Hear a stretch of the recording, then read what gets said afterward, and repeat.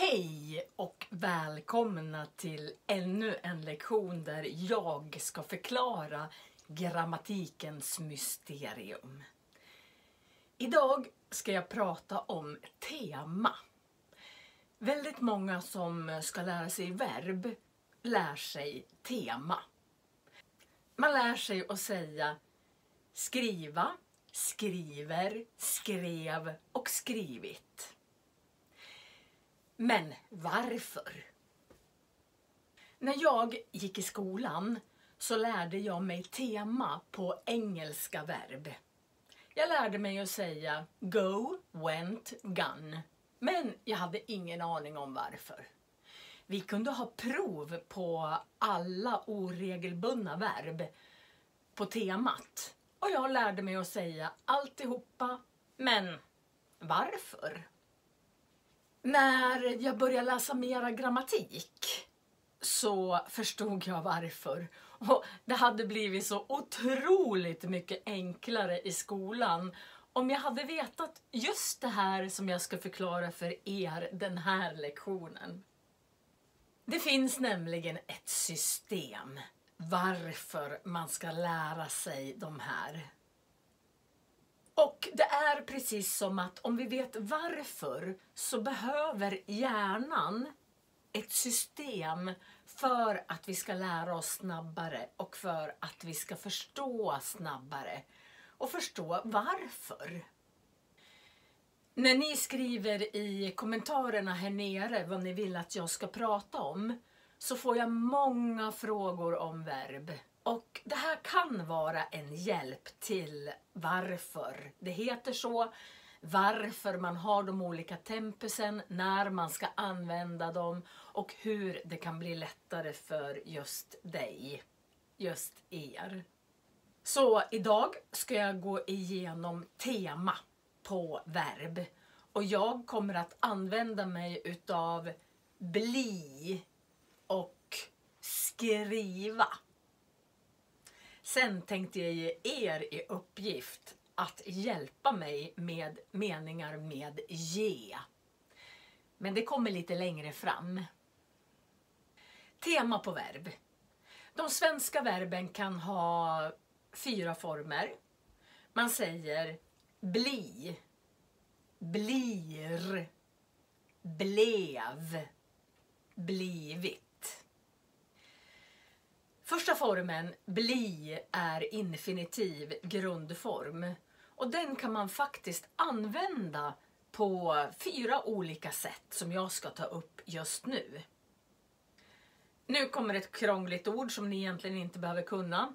Men det heter en infinitiv fras. Man kan använda infinitiv som en infinitiv fras. Att bli rik är inte det viktigaste. Då säger man att bli rik är inte det viktigaste. Att bli läkare är min dröm. Det var första sättet. Andra sättet som är väldigt vanligt som man använder grundformen på är att man sätter ett ska framför. Då får man futurum. Jag ska bli läkare. Jag ska bli lärare. Man sätter alltså ska plus grundform så får man framtidsformen futurum. Du använder den även vid konditionalis eller futurum preteritum. Jag har gjort en hel film om konditionalis och futurum preteritum. Om du inte vet vad det är så titta på den här filmen som jag länkar till här uppe.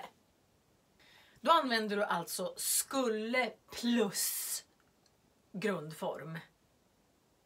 Jag skulle bli läkare, men det kom någonting emellan så jag kunde inte studera. Det fjärde sättet du kan använda infinitiv som jag tar upp är att du använder modala hjälpverb framför.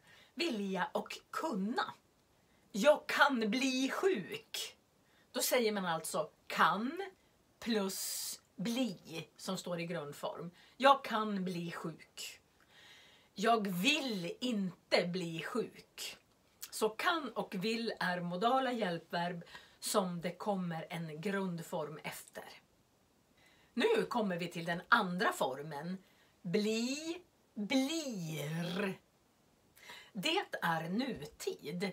Det är den man använder för att berätta vad man gör just nu. Jag blir inte klok på alla dessa verb. Jag blir galen på de här verben. Jag blir glad när du säger att jag är snäll. De flesta presensformer, alltså nutidsformer, slutar på R. Blir. Den tredje formen är preteritum, dåtid. Bli, blir, blev. På väldigt många oregelbundna verb så ändrar man vokal just på preteritum. Bli, blir, blev. Jag blev sjuk igår. Jag blev inte vald till ordförande förra året. Nu sa jag igår och förra året sist. Men om jag säger det först, då måste ni ändra ordföljd. Då ändrar ni på jag och blev så att ni säger blev jag istället. Här kommer exempel. Igår blev jag sjuk. Förra året blev jag inte vald till ordförande. Är ni osäkra på hur ordföljden ska vara? Säg alltid igår, i lördags, förra året sist. Då är det enklare. Den fjärde formen är supinum. Alltså bli, blir, blev, blivit. Blivit är supinumformen. Det är den verbformen som har eller hade framför sig. Jag har blivit sjuk. Den verbformen kallas för perfekt. Att man sätter har framför. Har blivit.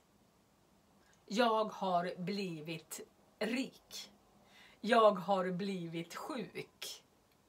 Om du sätter hade framför så heter den verbformen plusquamperfekt. Jag hade blivit sjuk. Alltså, om ni lär er 4 teman på varje verb så kan ni använda dem till att behärska flera olika verbformer. Infinitiv. Då kan ni lära er infinitivfras, futurum, konditionalis och använda hjälpverben vilja och kunna. På den andra formen så kan ni lära er presens, prata i nutid. På den tredje formen så pratar ni i dåtid. På den fjärde formen så lär ni er att säga hade och har innan. Och då kan ni perfekt och plusquamperfekt. Är det inte helt otroligt? Ju mer ni övar på det här, desto bättre lär sig hjärnan ett mönster. Och ni blir bättre och bättre och bättre på att både förstå grammatik och prata.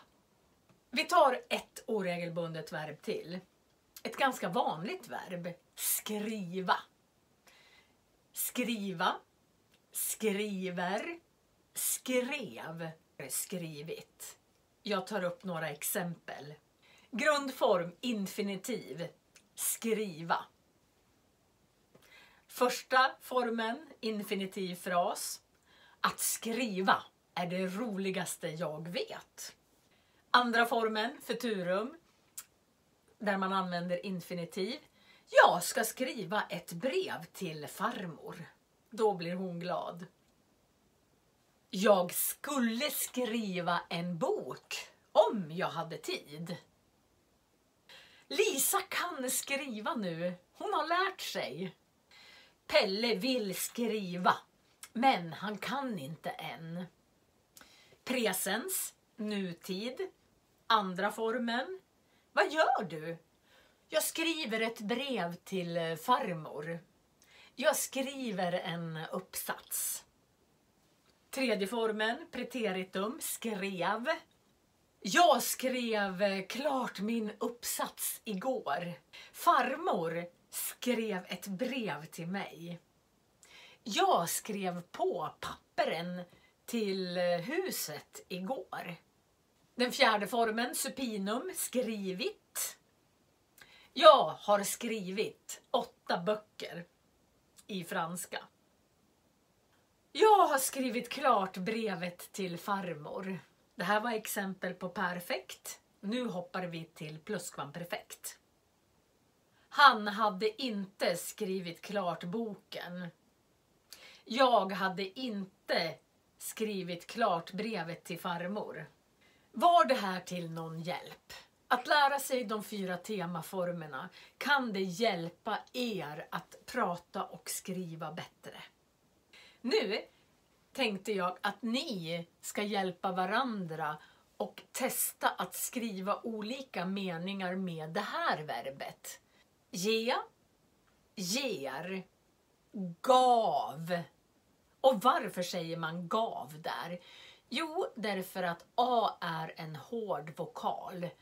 Jag har gjort en hel film om hårda och mjuka vokaler och hur olika bokstäver, framförallt G och K, uttalas framför hårda och mjuka vokaler. Ni kan titta på den filmen här. Det heter alltså ge, ger, gav, gett. Kan ni nu hitta på massor med olika meningar, skriva dem här nere, så blir jag väldigt tacksam. Och ni hjälper alla andra också. Jag har en Instagram, Svenska med Marie. Jag har en Facebookgrupp, Svenska för nyanlända. Gå gärna med där så är ni uppdaterade när jag lägger ut nya saker. Jag har olika spellistor och eftersom det här är en grammatikfilm så kan ni titta på den här spellistan om grammatik. Det ligger många filmer där. Då kan ni ju öppna den spellistan och så kan ni läsa vad de handlar om. Och så väljer ni den filmen som ni behöver träna på mera just den grammatiska saken. Så kan ni lära er mer och mer och mer och mer. I nästa film så kommer jag ta upp olika listor på starka verb. Alltså oregelbundna verb i svenskan. Men det kan ju vara bra att ni vet varför jag ska ta tema på verben då. Jag kommer hänvisa till den här filmen och säga att har ni inte sett den här filmen så titta på den innan ni gör det här. Det var allt för idag. Jag hoppas ni får en helt fantastisk vecka fram tills att vi ses igen. Vi ses i nästa film. Hej då!